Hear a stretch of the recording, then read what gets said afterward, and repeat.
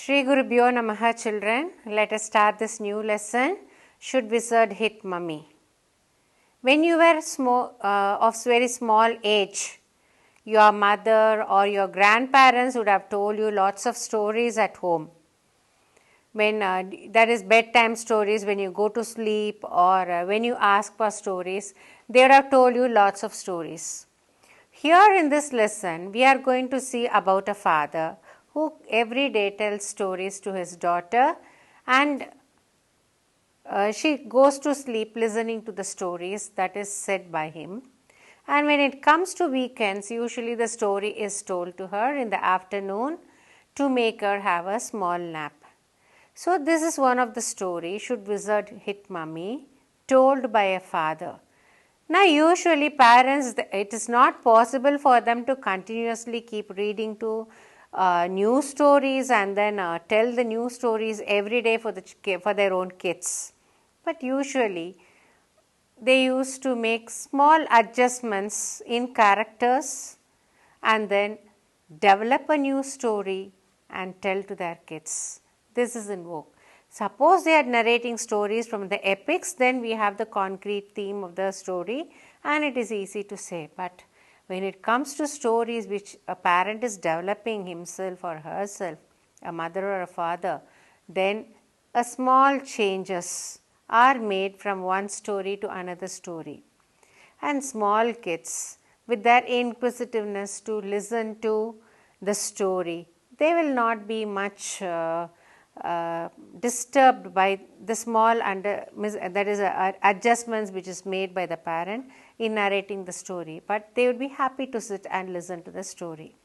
So this is also a story about a father and his daughter Jo. So she loves to listen to the story, and father every day he used to tell her stories, and this is how the story starts. Should wizard hit mummy? Who is a wizard? Who is a wizard? Wizard is a magician.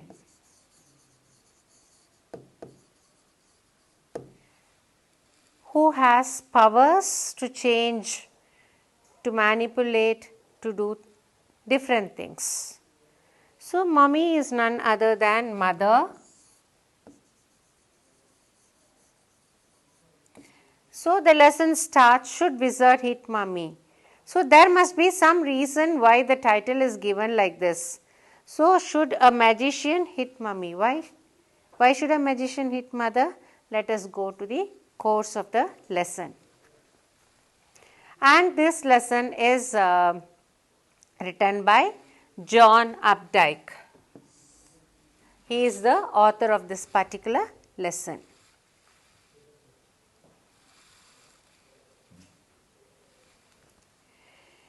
Before you read, here's a story about the world view of a little child and the difficult moral question she raises during the story session with her father. So what is this story about? The story is about a girl who raises so many questions to her father as he is narrating a story. Now if you ask your parents too, even they would have had such experiences when they were of young age and when you were babies, small kids, and when they were narrating stories to you. I do remember when I used to tell stories, and I do remember my mother telling stories to me. And now when I start thinking over it, I am able to understand every story had the same tinge with minor changes. So this is also a story, one among that. In the evenings and for Saturday naps like today's, Jack told his daughter Jo a story out of his head. Jack is the father and his daughter is Jo. So every day in the evenings, so weekdays it is in the evenings, and on Saturdays usually the story was said in the afternoon during the nap time. This custom began when she was 2, was itself now nearly 2 years old. Custom, habit. So, habit of narrating stories when it started, when the girl was 2 years old. So, when you start narrating stories, the person who listens to the story must be able to understand what you say. So, the girl was 2 years old when the story narration started, and it has crossed 2 years right now. Was itself now nearly 2 years old, and his head felt empty. So, for the past 2 years, Jack has been narrating stories to Joe, and now he has reached a supersaturation level and he feels that there are no more stories in his head and no more he can ever manipulate or develop and create a story to narrate to his daughter. Each story was a slight variation of the basic tale, a small creature usually named Roger Fish, Roger Squirrel, Roger Chipmunk. So, this is what was happening. So, every story, now you can very clearly make out. So, Roger is the main character, and Roger Fish, Roger Chipmunk, and like that it goes on, Roger Squirrel. So, with this itself you can make out that the father was making slight change, and the major change will be the animal name which follows Roger. In this house, Jack was telling stories for his daughter. A small creature usually named Roger, Roger Fish, Roger Squirrel, Roger Chipmunk had some problem and went with it to a wise old owl. So,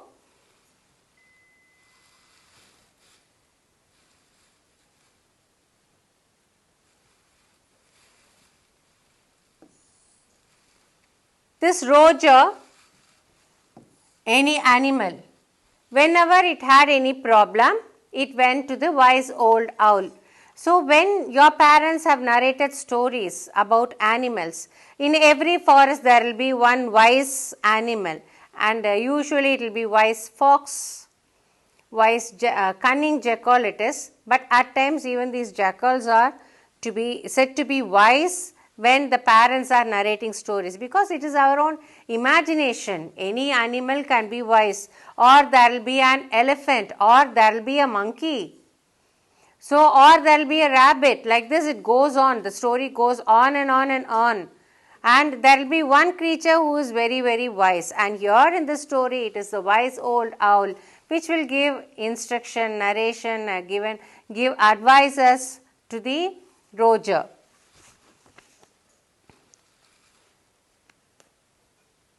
The owl told him to go to the wizard, and the wizard performed a magic spell that solved the problem, demanding in payment a number of pennies greater than the number that Roger creature had, but in the same breath directing the animal to a place where the extra pennies could be found. So, what did the owl do? The owl used to say, yes, there is a wizard, you go to the wizard, that wizard will give you will solve you all the problem,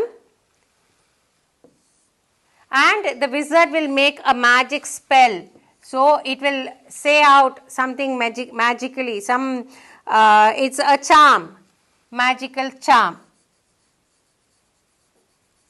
So, it will say that, and the Roger's problem will be solved. So, for that you have to pay. Roger will not be having sufficient money. Suppose it costs 5 pennies and the Roger will be having only 3 pennies, and then the wizard will say, go to this place, do this activity, you will get extra pennies, bring it and give it to me. And this was an oath. This was something common in all the stories that was narrated by Jack to Joe. But being a very young girl, she was not able to make out so much of difference and manipulation which is made by her father, but she was very inquisitive only to listen to the story that was said by her father. Then Roger was so happy, he played many games with other creatures and went home to his mother just in the time to hear the train whistle that brought his daddy home from Boston. So what will happen after all the problems are solved? Roger will continue to play with his friends and then go back home in the evening when his father was coming from Boston. So this was happening every time The Jack was narrating the story. This is something so common, and what will change is Roger and the name of the animal alone will change in each and every story.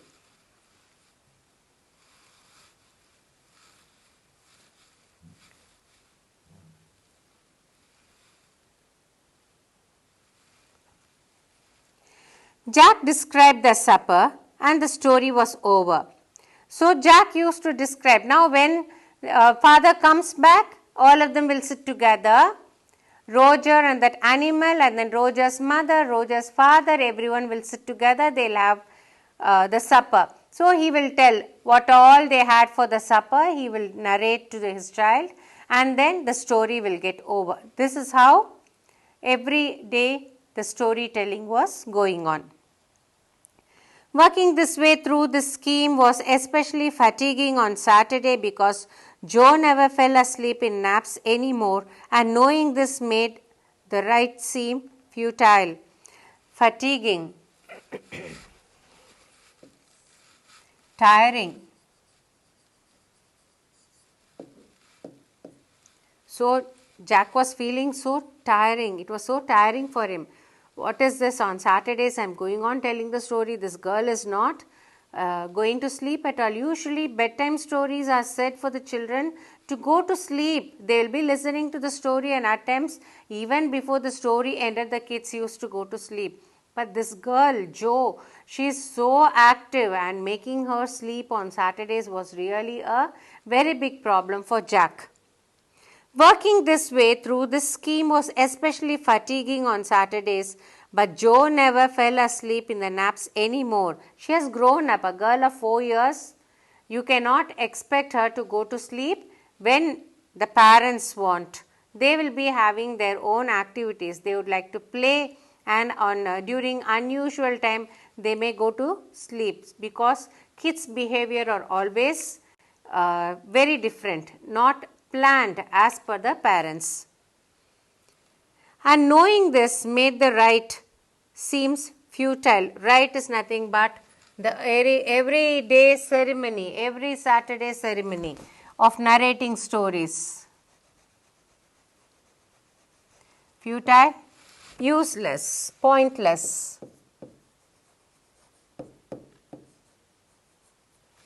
So he understood it's no use telling stories to Jo to make her sleep. The little girl, not so little anymore, the bumps her feet made under the covers were halfway down the bed, their big double bedsheet that they let her be in for naps and when she was sick. So the little girl, she is not a little girl because she is actually now 4 years old. So when she is lying down on the bed, her body impression is very clearly seen. The bed has gone a little bit down, that they were able to see. And usually only on Saturday afternoon, or when the child is sick, the child will be allowed to sleep in this bed. Otherwise, she has her own nursery where she has to sleep. Had at last arranged herself, and from the way her fat face deep in the pillow shone in the sunlight, sifting through the drawn shades, it did not seem fantastic that some magic would occur and she would take her nap like an infant of 2. So he was describing her settling on the bed. Now she ultimately settled herself. Her head was now deeply rested on the pillow. She was able to see the depression. She tucked the bed sheets, and the shades are nothing but the screens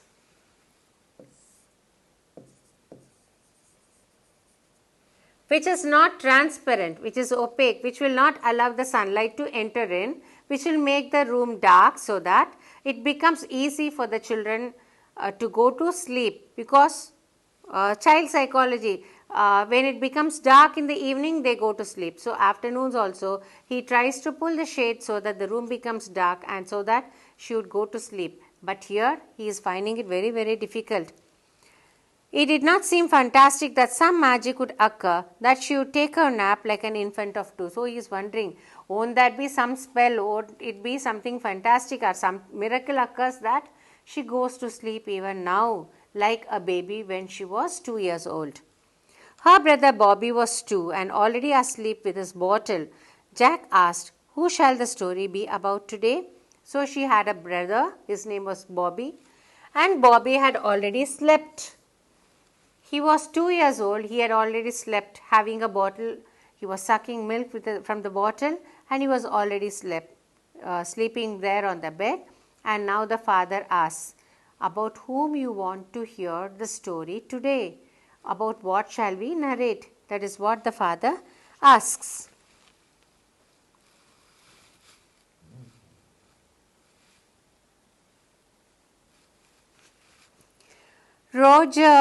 Jo squeezed her eyes shut and smiled to be thinking. She was thinking. Her eyes opened. Her mother's blue. "Skunk," she said firmly. So, it's better to get idea from the kids and then start. Otherwise, suddenly they will start crying, "Why did you start the story? I never asked for the story. I don't want to listen the story. You start another story." All these things would definitely happen. So, father is very cautious. He is asking, "About whom you want the story today?" So, she just thinks, crushes her brain, closes her eyes, and then she opens her eyes. And here the author describes that her eyes were blue like a mother. And then she says, "Skunk," she said firmly. So she wanted to know about skunk. A new animal. They must talk about skunks at nursery school. Nursery school, school for children.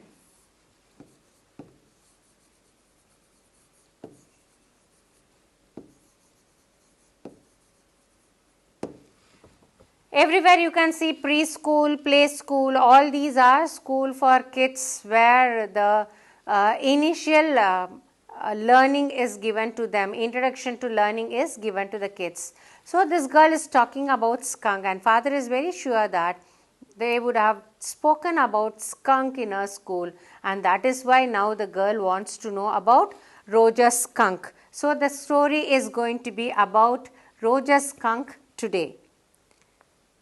Having a fresh hero momentarily stirred Jack to creative enthusiasm. Now, at that moment, momentarily, at that particular moment, now there was a new creature. So, father was so enthusiastic. Now that he is going to speak about a new animal that day in his story. "All right," he said. "Once upon a time, in the deep dark woods, there was a tiny little creature by the name of Roger Skunk. And he smelled very bad." Smelled very bad. This is the smell. Bad smell is the smell, original smell of Roger. Okay. So the father started. Now you would have heard lots of stories. Once upon a time, long, long ago. So this is how they used to start. And something you just see here. Tiny little creature. Dark woods. Deep dark woods. Every story that is narrated by the parent, there will be a deep dark woods. And so this father is no exceptional. He is also saying so. Once upon a time in the deep dark woods, there was a tiny little creature by the name of Roger Skunk, and he smelled very bad.